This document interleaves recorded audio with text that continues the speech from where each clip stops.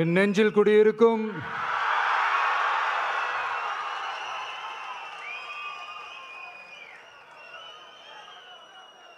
என்னுடைய தோழர்களுக்கும் தோழிகளுக்கும்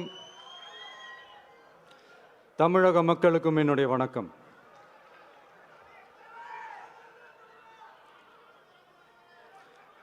நம்ம குடும்ப உறவுகளை இழந்ததுனால சொல்ல முடியாத வேதனையிலும் வலியிலும் இவ்வளோ நாளாக இருந்தோம். அப்படிப்பட்ட அந்த சூழல்ல நம்ம சொந்தங்களின் மனம் பற்றி இருக்க வேண்டியது நம்மளுடைய கடமை. அதனால தான் அவங்களோட சேர்ந்து அமைதி காத்து வந்தோம். ஆனால் இப்படி அமைதி காத்து வந்த நேரத்தில் நம்மளை பற்றி வன்ம அரசியல் வலைகள், அர்த்தமற்ற அவதூறுகள்னு இந்த மாதிரி நிறையா விஷயங்கள் நம்மளை பற்றி பின்னப்பட்டன, பரப்பப்பட்டன. இது எல்லாமே சட்டம் மற்றும் சத்தியத்தின் துணை கொண்டு துடைத்து எறிய தான் போகிறோம்.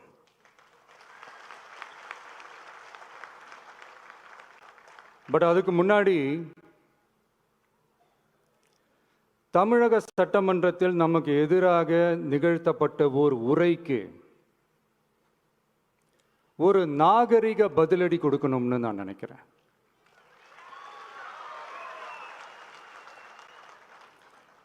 அரசியல் செய்ய விருப்பமில்லை, அரசியல் செய்ய விருப்பமில்லைன்னு அடிக்கடி சொல்ற முதல்வர் நம்மளை குறிப்பிட்டு பல்வேறு அவதூறுகளை பதிவு செய்வதன் வாயிலாக பெருந்தன்மையை பேரளவில் மட்டுமே பேசும் முதல்வர் 15/10/2025 அன்னைக்கு தமிழக சட்டமன்றத்தில் நமக்கு எதிராக பேசிய பேச்சில் எவ்வளவு வன்மத்தை கக்கியுள்ளார் என்பதையும், எப்படிப்பட்ட ஒரு அரசியல் செய்ய முயல்கிறார் என்பதையும் தமிழக மக்கள் உணராமலா இருப்பாங்க.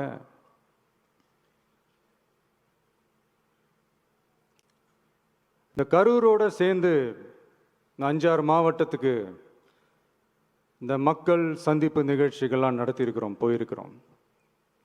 அங்கெல்லாம் இந்த லாஸ்ட் மினிட் வரைக்கும் எங்களுக்கு அந்த இடம் கொடுப்பாங்களா மாட்டாங்களா, பெர்மிஷன் தருவாங்களா மாட்டாங்களா, இப்படியே இழுத்து அடிச்சுக்கிட்டு இருப்பாங்க. தான் நாகப்பட்டினத்தில் சொன்னது மாதிரி தான். நாங்கள் ஒரு இடம் செலக்ட் பண்ணி கேட்போம், மக்கள் நல்லா ஸ்பேஷியஸாக நின்று பார்க்குற மாதிரி. பட் அவங்க அதையெல்லாம் ரிஜெக்ட் பண்ணிவிட்டு மக்கள் நெருக்கடியோடு நின்று பார்க்குற மாதிரி ஒரு இடத்த செலக்ட் பண்ணி எங்களுக்கு கொடுப்பாங்க. இது டிஃபால்ட்டாக எல்லா இடத்துலையும் இந்த ஒரு ஆர்கியூமெண்ட் நடந்துகிட்ருக்கோன்னு வைங்க. அது மட்டும் இல்லை, இந்தியாவிலேயே எந்த ஒரு அரசியல் கட்சி தலைவருக்கும் கொடுக்கப்படாத கண்டிஷன்ஸ். பஸ்ஸுக்குள்ளேயே இருந்து பார்க்கணும், மேலே கை காட்டக்கூடாது, இப்படிலாம் ஒரு அதீத கட்டுப்பாடுகளை கொடுத்த உடனே எங்கள் சைட்லேருந்து ஒரு அறிக்கையும் வெளியிட்டோம். அது மட்டும் இல்லை, தமிழக வெற்றி கழகம் சார்பாக அனைத்து கட்சிகளுக்கும் சமமாக ஒரு முறையான ஒரு பொது வழிகாட்டு முறைகள், SOPஸ்ன்னு சொல்லுவாங்க, அதையும் வழங்கணும்னு சொல்லி உயர்நீதிமன்றத்தையும் நாடி இருக்கணும். இதுவும் தமிழக மக்கள் உணராமலா இருப்பாங்க. இப்படி ஒரு அரசியல் காழ்ப்புடன், நேர்மை திறனற்று நம்மளை பற்றி குற்றம் சாட்டியுள்ள குறுகிய மனம் கொண்ட முதல்வர் அவர்களுக்கு ஒரு சில கேள்விகள். உச்சநீதிமன்றத்தில், அதாவது 13/10/2025 அன்னைக்கு உச்சநீதிமன்றத்தில் நடந்த அந்த விவாதங்களை வைத்தும் அந்த உத்தரவுகளை வைத்தும் இந்த கேள்விகள். இப்படி பொய் மூட்டைகளாக நம்மளை பற்றி இந்த அவதூறுகளை அவிழ்த்து விட்ட முதல்வர் அவர்களுக்கும் திமுக அரசுக்கும் சார்பாக கோடிகளை கொட்டி அமர்த்தப்பட்ட அறிவார்ந்த வழக்கறிஞர்கள் அவங்க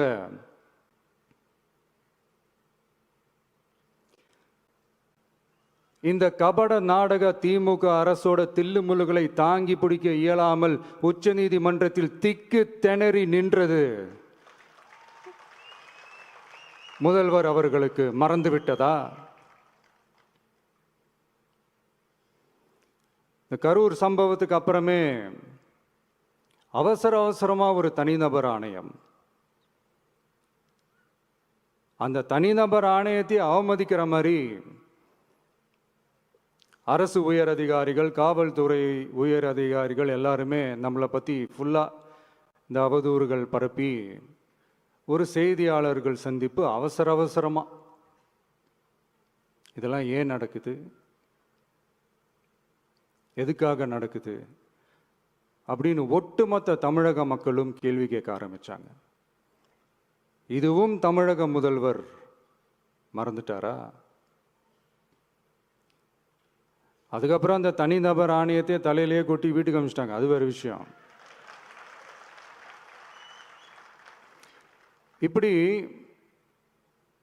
இப்படிலாம் கேள்வி கேட்ட உடனே ஏதாவது பதில் சொல்லி ஆகணும்ல. அதனால சட்டமன்றத்தில் பேசும்போது உண்மை நிலையை தெளிவுபடுத்தத்தான்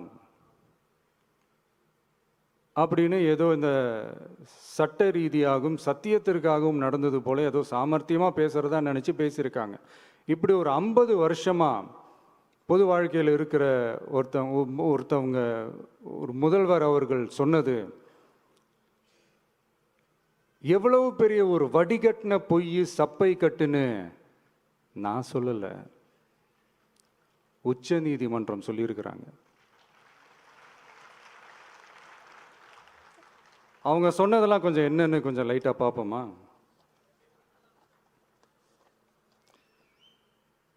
The comments which have been made before the media by the top officers of the police department may create doubt in the minds of the citizenry on impartiality and fair investigation. The faith and trust of the general public on the process of investigation must be restored in the criminal justice system. அதாவது அரசு காவல் உயர் அதிகாரிகள் ஊடகங்களிடம் பேசியது என்பது பொதுமக்களிடையே நியாயமான விசாரணை நடக்குமா என்ற சந்தேகத்தை ஏற்படுத்தக்கூடும் என்றும், நியாயமான விசாரணை மூலமே அந்த சந்தேகத்தை மீட்டெடுத்தே ஆக வேண்டும் என்றும் உச்சநீதிமன்றம் தமிழக அரசின் தலையில் ஓங்கி நறுக்கு நறுக்கு நறுக்கு என்று கொட்டியதை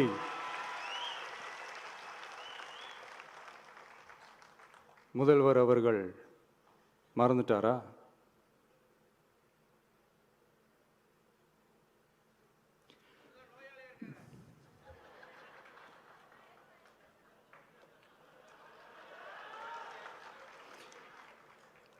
மாண்புமை சென்னை உயர்நீதிமன்றத்தின் மாண்புமிகு நீதியரசர் SIT அமைத்து உத்தரவிட்டார் அல்லவா? அந்த உத்தரவை ஏதோ சட்டத்தின் மீதும் நீதி பரிபாலனத்தின் மீதும் மரியாதை கொண்டவர்கள் போல ஒரு நாடகத்தனமான கொண்டாட்டத்தை திமுகவிற்கு ஒத்து ஊதுவோரும் நடத்தி கூத்தாடி குதூளித்தனர் அல்லவா?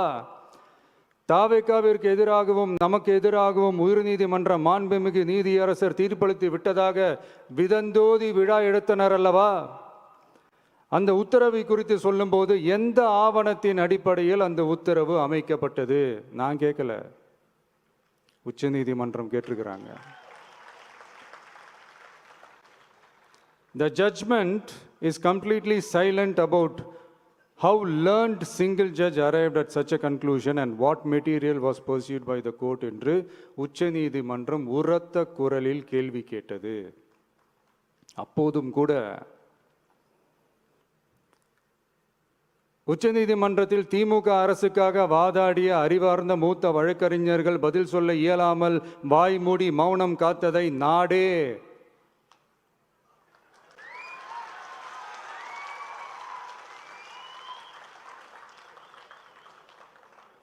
பார்த்ததல்லவா? இதையும் முதல்வர் அவர்கள் மறந்துட்டாரா?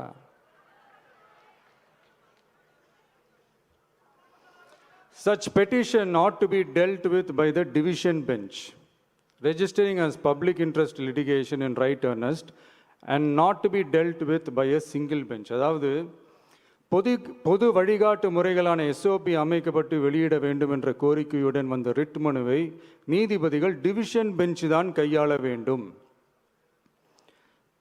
தனி நீதிபதி பெஞ்ச் கையாளக்கூடாது என்றும் உச்சநீதிமன்றம் சொன்னதல்லவா? அது மட்டுமா, கோரிக்கையே இல்லாமல் எஸ்ஐடி அமைக்கப்பட்டது எந்த வகையில் சரி என்றும் கேள்வி எழுப்பியது உச்சநீதிமன்றம்.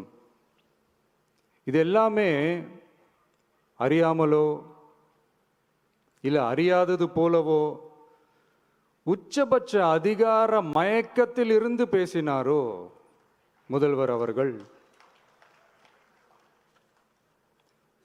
மனிதாபிமானம், அரசியல் அறம், மாண்பு இதெல்லாம் எதுவுமே இல்லாம வெறும் பேச்சில் மட்டுமே பேசிக்கிட்டு அரசியல் ஆதாயம் தேடுற ஆட்டத்தை ஆடத் தொடங்கிவிட்டார் முதல்வர் அவர்கள்.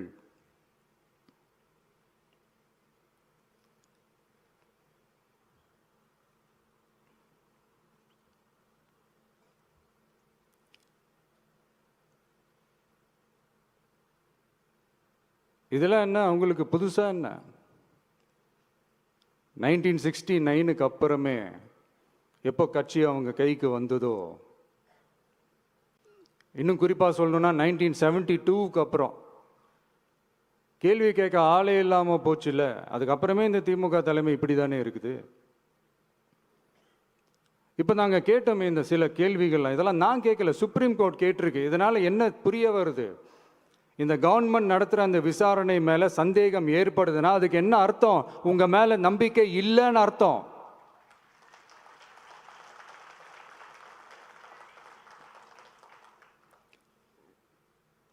இதெல்லாம் ஏன் எதுக்காகன்னு முதல்வர் அவர்களுக்கு புரியுதா?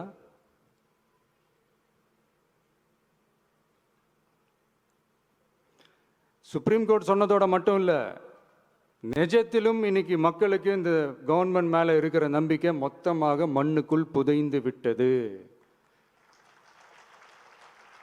இதுவாவது முதல்வர் அவர்களுக்கு புரியுதா? புரியலனா 2026 தேர்தலில் இந்த திமுக தலைமைக்கு மக்கள் இன்னும் ஆழமா அழுத்தமா புரிய வைப்பாங்க. அப்ப கூட இவங்க என்ன பண்ணுவாங்க தெரியும்ல, 5 வருஷத்துக்கு ஒரு வாட்டி பழக்க தோஷத்தில் ஒரு அறிக்கை ஒன்று வெளியிடுவாங்களே, மக்கள் தீர்ப்புக்கு தலை வணங்குகிறோம்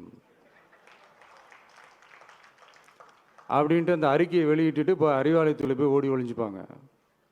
இப்பவே ரெடி பண்ணி வச்சுக்கோங்க அந்த அறிக்கையை. எப்படி? மக்கள் தீர்ப்புக்கு தலை வணங்குகிறோம்.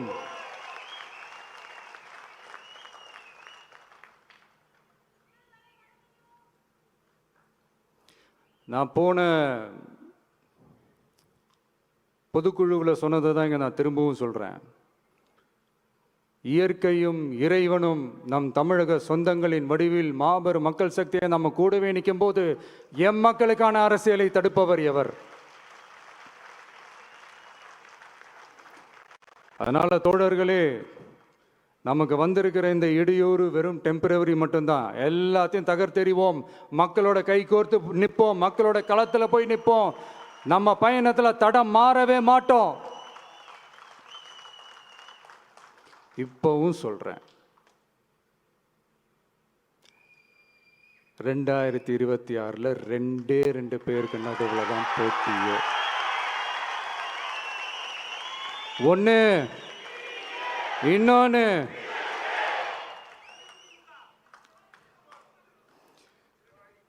இந்த போட்டி இன்னும் ஸ்ட்ராங்கா மாறப்போகுது.